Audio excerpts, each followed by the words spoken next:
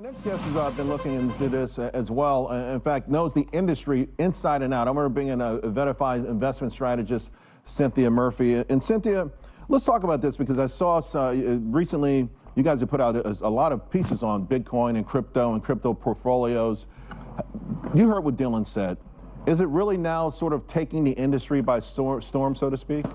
Well, we're invested in the education and stuff on ETF space. In that space, Bitcoin ETFs arrived earlier this year, so this is their debut year. Right. And it's already a 60 billion plus segment of the market. So it is all of a sudden an access point that has really taken the world by storm. And so the whole advisory channel, when we're talking to advisors out there, and we were talking about this earlier, Charles, it's today it's reputational risk for them if they cannot have that conversation about crypto assets with their clients. They're telling us that every day. Just let's say a year, 2 years ago, someone says, hey, Bobby, you know, the guys on my jobs are buying Bitcoin. Stay away from it, Bob. Stay away from it. All now, risk. If you can't talk to your clients about Bitcoin, your reputation as an advisor takes a hit. Absolutely, and because there's ETFs today, so many ETFs you can easily access Bitcoin with, there really is no excuse anymore to say, you know, custody is difficult, you can't really put in a brokerage account. Right. All of that has been solved through the ETF wrapper. So now you just have to go have the conversation, and clients are demanding that conversation. So the older investors also, though, like even those who have the same, let's say the value proposition or the argument for Bitcoin has sort of always been a quasi-anti-government or anti-fiat currency. That existed long before Bitcoin, and the play was gold. And gold's having a great year. So you still have the older guys out there saying, hey, I told you so, gold is there. Bitcoin obviously doing extraordinarily well too.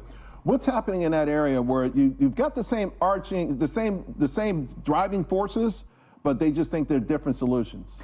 Yeah, what's interesting is the concept of gold and digital gold, which people usually refers to Bitcoin that way. If you think about the drivers, you know, at Verify, we recently did a survey, and advisors are saying, what are they most concerned about headed into the election? National debt, inflation, market valuations.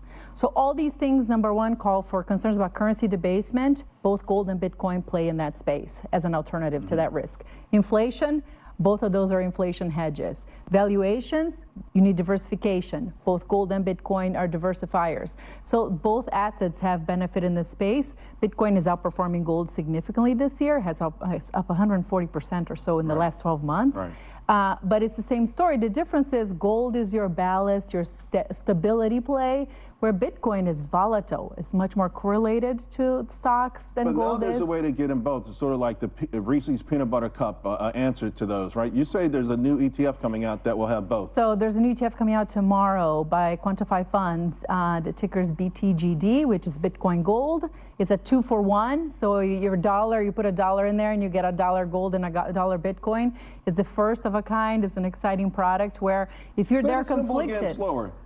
The symbol BTGD, so okay. Bitcoin Gold. Yes, it's by Stacked.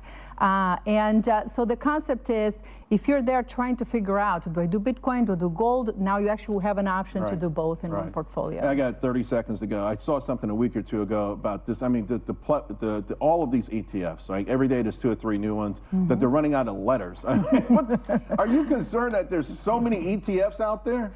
You know, that's a conversation we have every year. There's more than 3,200 ETFs. Definitely, if you see where the assets go, it's top 100 maybe. A lot of them don't survive. But we are running out of letters. We actually vote on the cleverest ticker every year. I think once we start getting to 5 letters, we should all be concerned and start packing our bags. It's enough. I also, when it comes to stocks, at least I've been in the market since the late 80s, you know, as a professional, so to speak. And the cute symbols, I've always lost money with cute symbols. You know, symbols that make words, you know what I mean? Like, I've always lost, so I don't know if that's the way it is with the ETFs, but I don't know. I kind of stay away from cute symbols, that's all. Well, cute symbols in the ETF world work because they're memorable. Yeah. And they capture a lot of thematic plays really well, so it's easy to remember. Like you want gold, you buy a GLD, for example, it's gold. So it makes sense. Yeah, well, I tell you what, fail was 2 separate companies. I don't know if anyone's picked up on that symbol, but maybe not a good one. Well, I think Great the stuff, clue Cinthia. is on that name. Stay away from it. All right, see you later.